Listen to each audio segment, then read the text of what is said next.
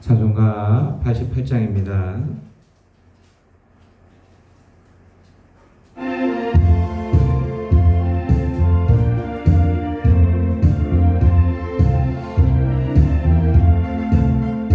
내 진정 사모하는 친구가 되시는 구주 예수님은 아름다워라.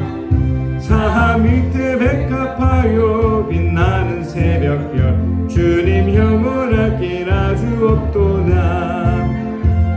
내 맘이 아플 적에 큰 위로 되시며 나 외로울 때 좋은 친구라. 주는 저 산 밑에 백합 빛나는 새벽별 이 땅 위에 비길 것이 없도다.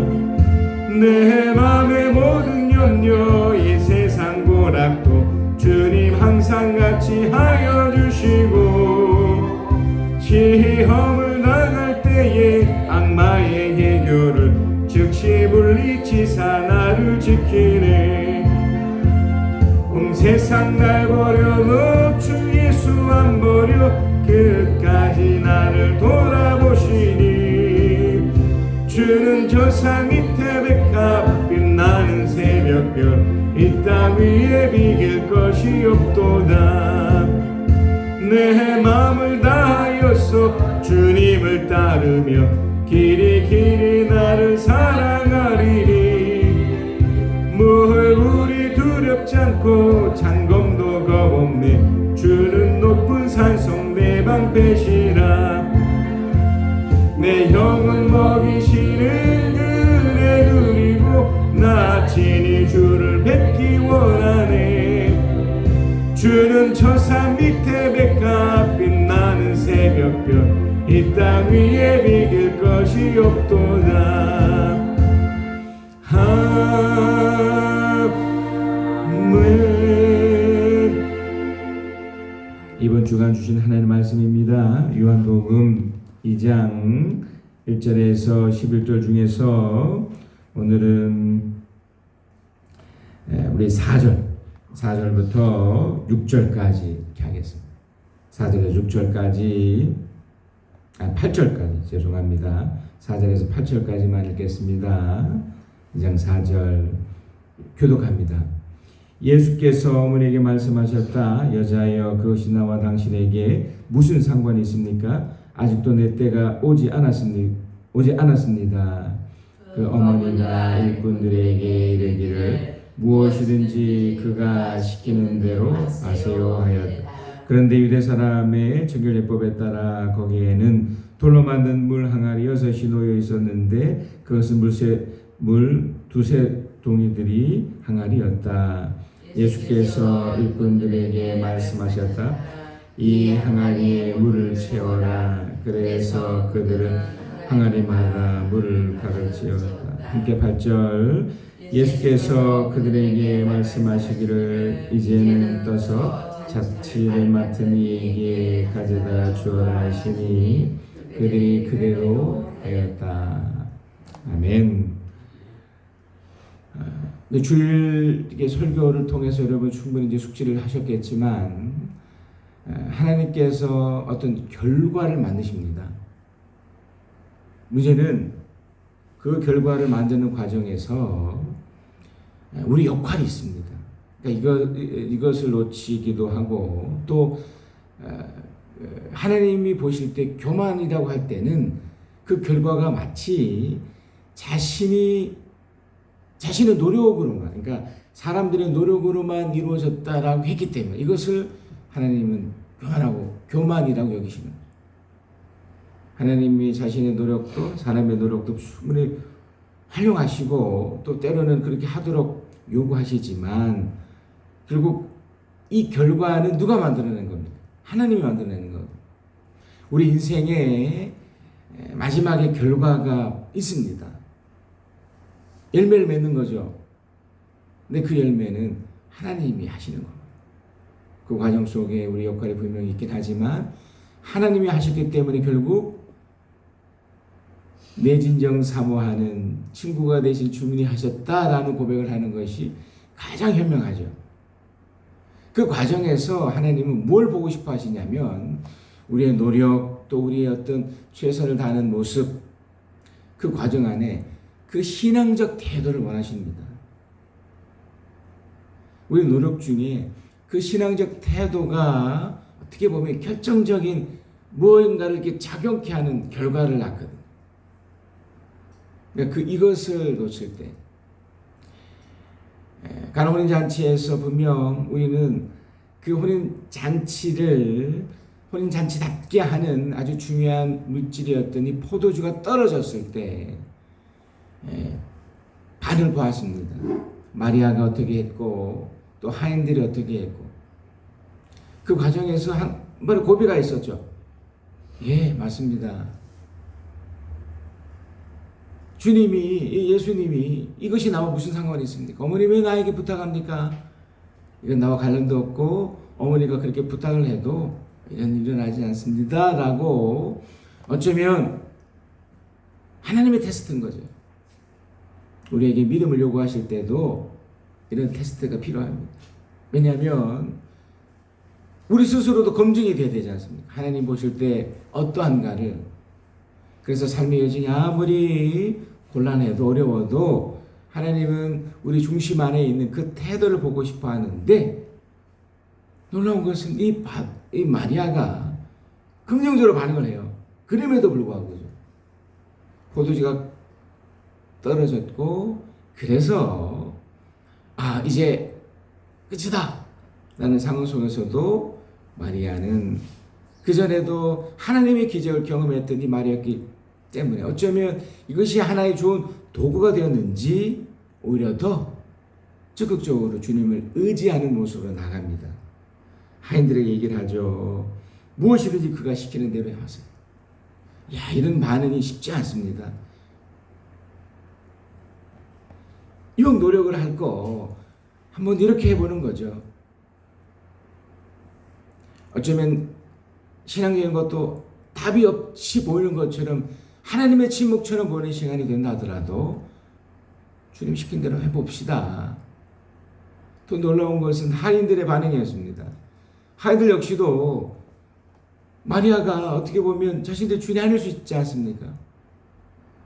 잔치를 맡은 이도 있었고 또 그 잔치를 주최했던 신랑 그 아버지도 있었고 또 신랑 신부가 있었는데 물론 그들이 다 축복을 받아야 될 사람이지만 이런 어려운 난관이 왔으니까 그런데 이 상황 속의 하인은 그 마리아의 얘기를 들어줍니다. 분명 이들 속에는 두 가지 마음이 있을 겁니다. 마치 자포자기 하듯이 어차피 물인데 어차피 이렇게 혼인하나 저렇게 혼인하나 똑같지 나는 어떤 그런 마음도 있었을 겁니다. 그러나 또 하나는 혹시나 어쩌면 믿음은 대단하고 큰 것이라고 여기지 않습니다. 예수님 말씀하시기도 겨자씨만한 믿음이라고 하지 않습니다. 앞으로 우리가 계속 보게 되겠지만 하나님이 기적을 일으키는 대부분의 사람들의 믿음은 작았습니다. 그냥 마치 지푸라기 짚는 심정으로 또 제가 좀 전에 소개해드렸던 이거 아니면 어때? 라고 하는 어쩌면 누구나 가질 수 있는 우습게 보지 않고 누구나 가질 수 있는 그러한 믿음이었는지 모르죠. 이 하인들에게도 난관이 와요. 정결예법에 쓰여지는 그 물을 거기다 채우라는 겁니다. 그것도 얼마나 말이 안 됩니까? 물인데 그 항아리는 한 6개 정도가 있었는데 거기는 예법, 그러니까 오는 손님들 위해서 손을 씻게 해주기 위한 그런 물이었단 말이에요. 포도주와 아무런 관련이 없는 그런 물이었단 말이에요.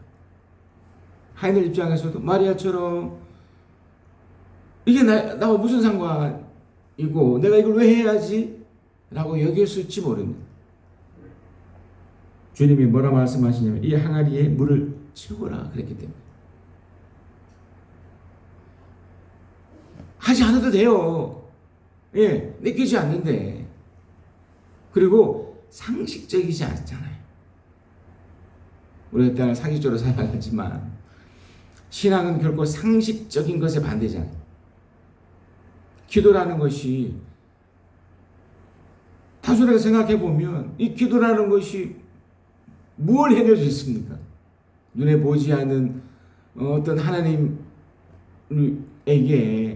말도 안 되는 내용을 고백하고 호소하고 붙잡는 거잖아요.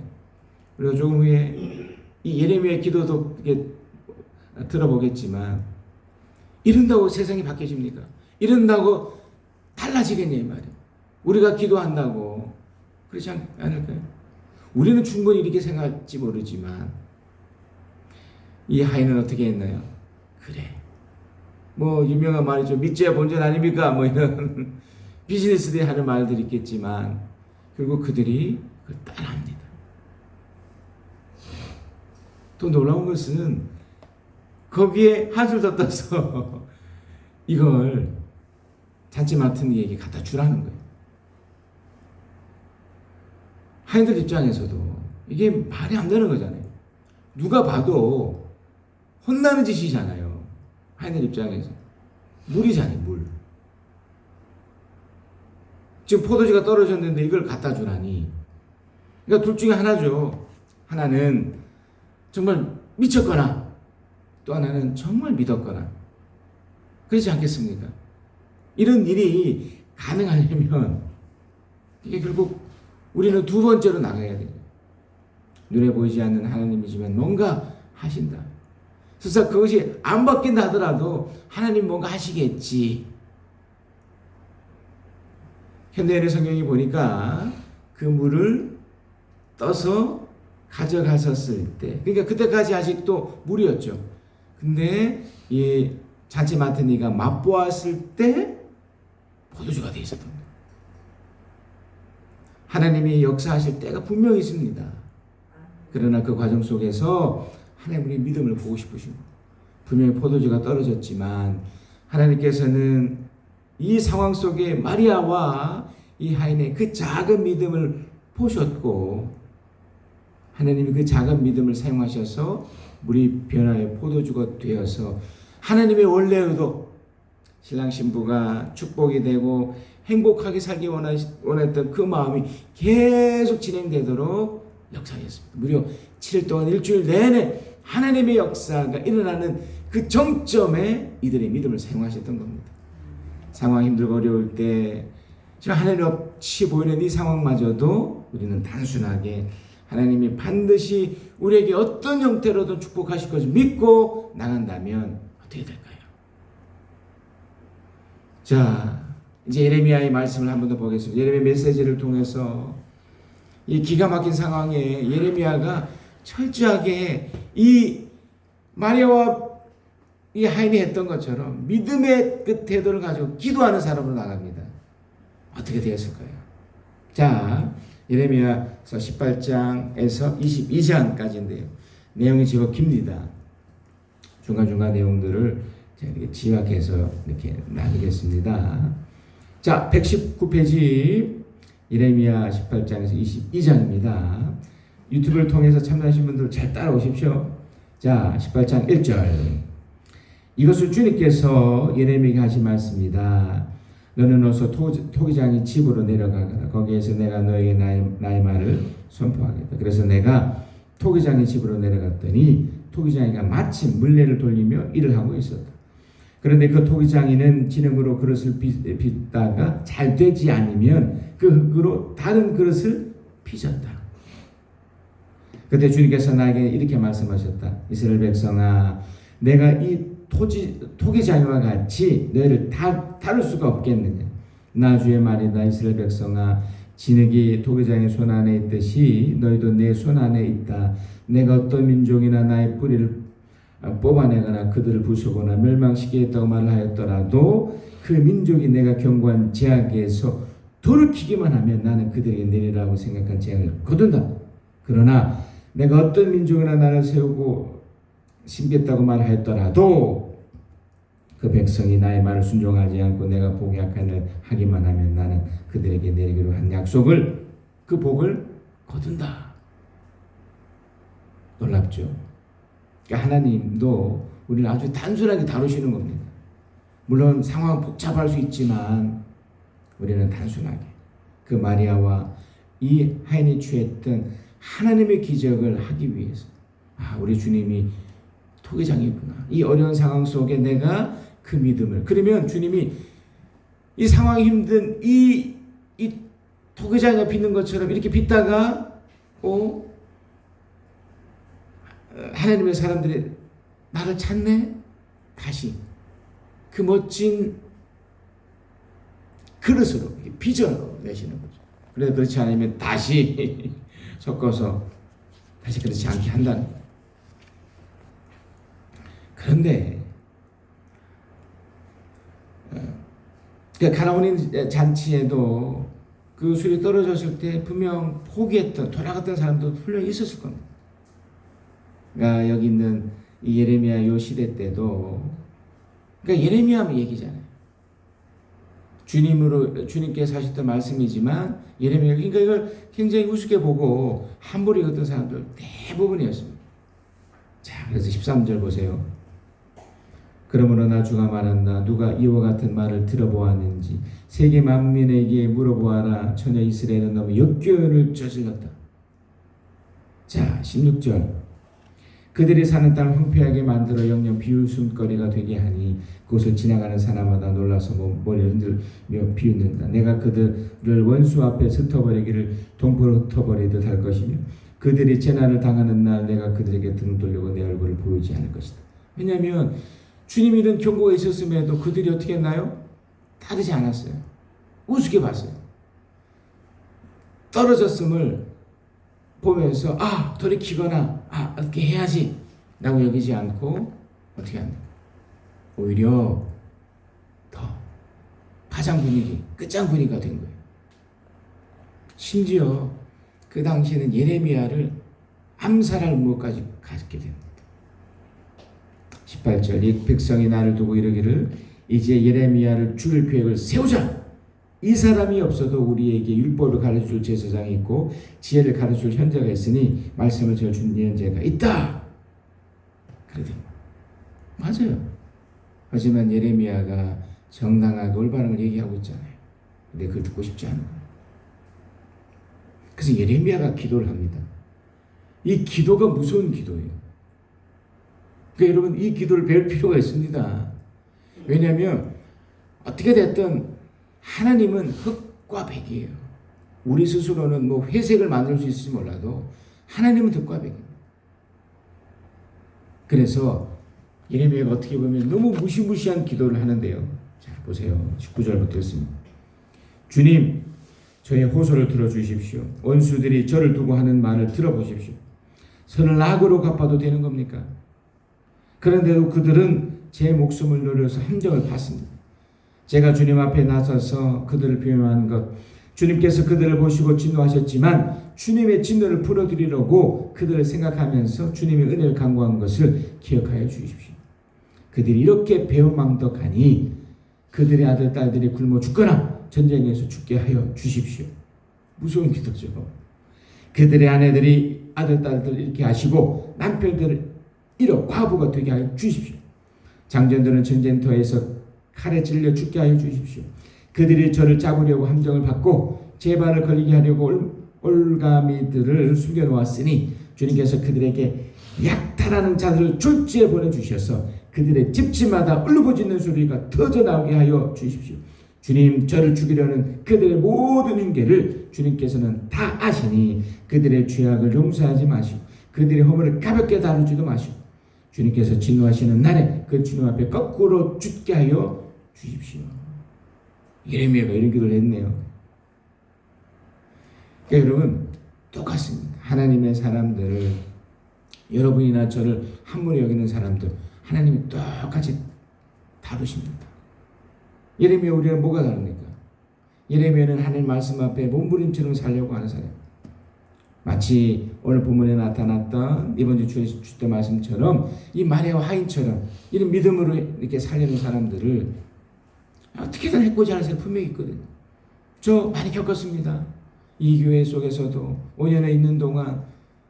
하지만 하나님이 이 기도 속에 어떻게 하실 것인가? 주님이 두 번째 오늘 본문에서 나타나는 이 예레미야를 통해서 두 번째 환상 하나 하십니다. 깨진 항아리입니다. 19장 1절. 주님께서 나에게 말씀하셨다. 너는 토기장애를 찾아가서 항아리를 하나 산 다음에 백성을 대표하는 장로 몇 사람과 나이든 제사장 및 사람을 데리고 하시듬은 어귀 곁에 흰놈의 아들 골짜기에 나가서 내가 너에게 일러준 말 거기에 선포하여라.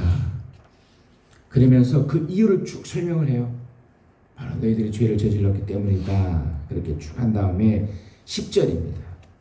자, 19장 10절에 보면 이렇게 말하고 나서 너는 데리고 간 사람들이 보는 앞에서 그 항아리를 깨뜨리고 그들에게 이렇게 전해.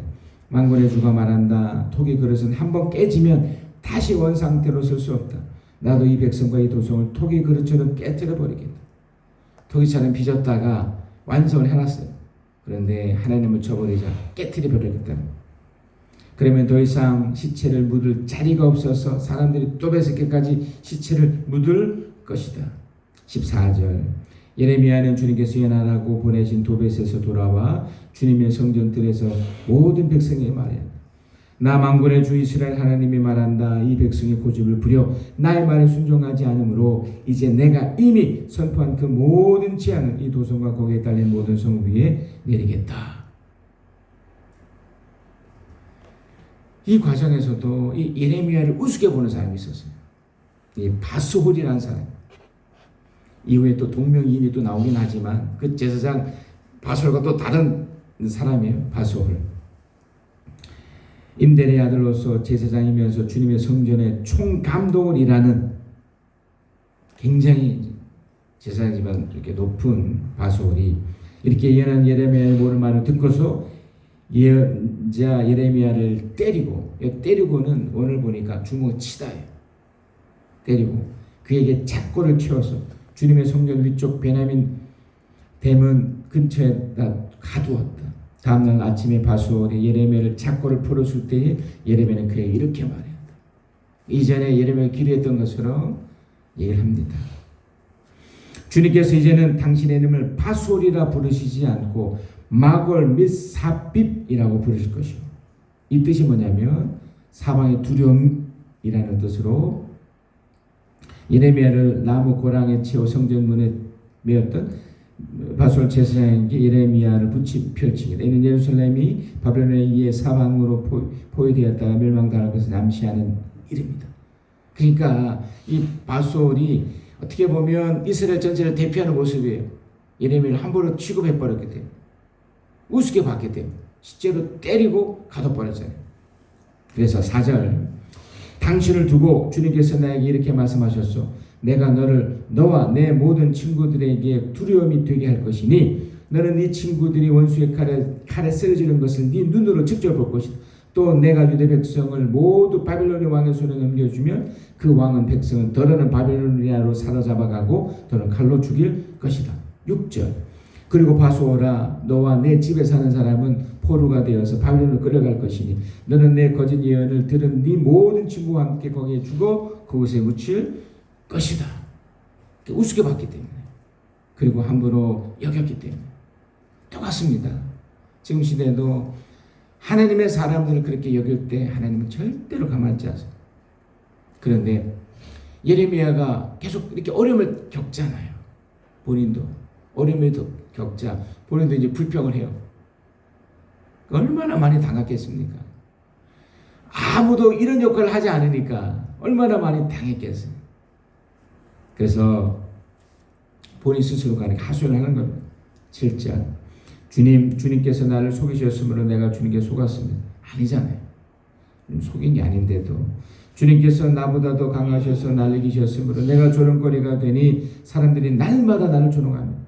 괴로운 거예요. 계속 자기를 이렇게 괴롭힘을 당하니 내가 입을 열어 말을 할 때마다 폭력을 고발하고 파멸을 외치니 주님의 말씀 때문에 나는 날마다 치욕과 모욕거리가 됩니다.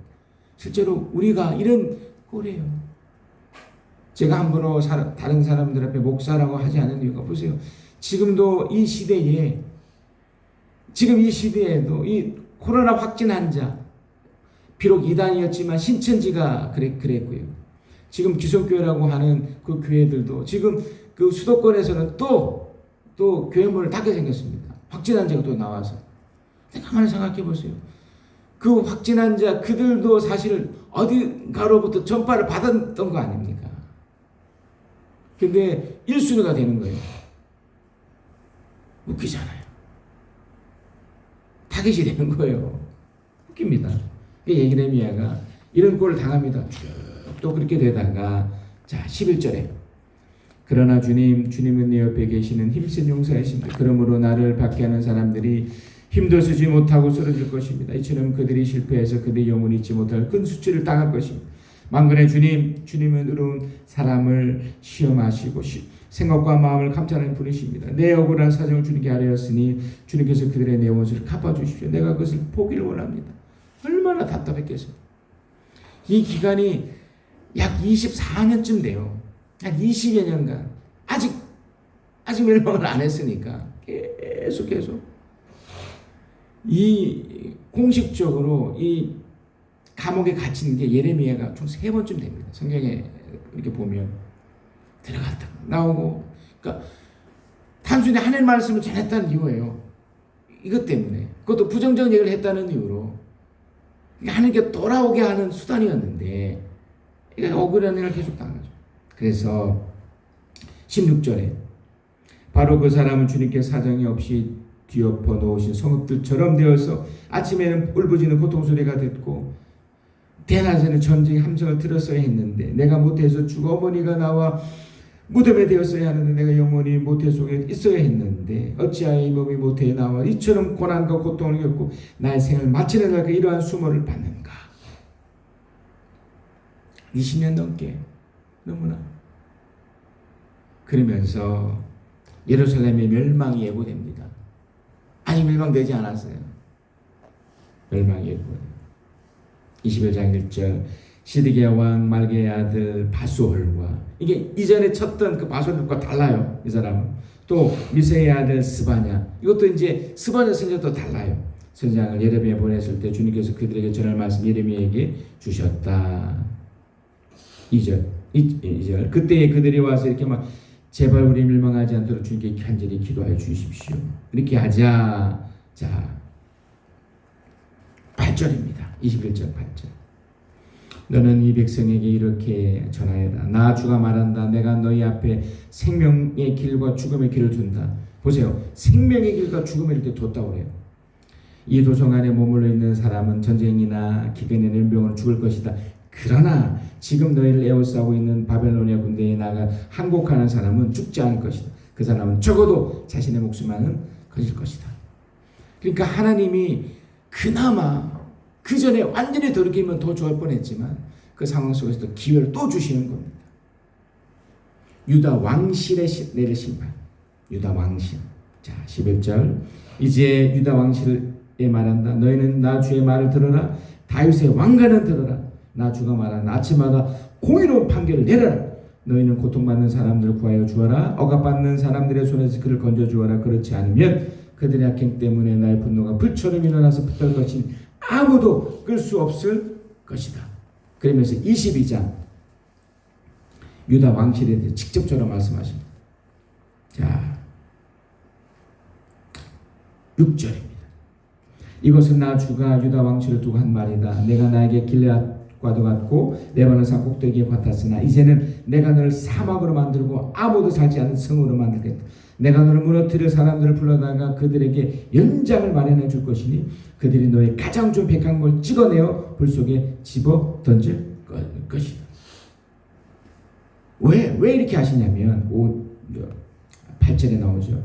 그러면 많은 민족이 이 도성을 지나갈 때 서로 묻기를 주님께서 무엇 때문에 이 큰 도성을 이렇게 폐허로 만들어 놓았는가 하면 그들이 또한 서로 대답할 그들이 하나님을 맺은 언약을 깨뜨리고, 이 깨뜨리고는 무시하고 함부로 여기고 예레미야를 쳤던 것처럼 그렇게 여기고 다른 신들을 경배하며 섬겼기 때문이다.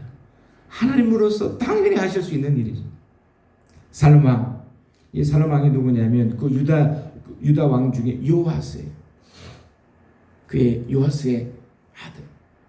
3개월밖에 없었던, 또 끌려갈 수밖에 없었던 이 친구는 애굽으로 끌려갔죠.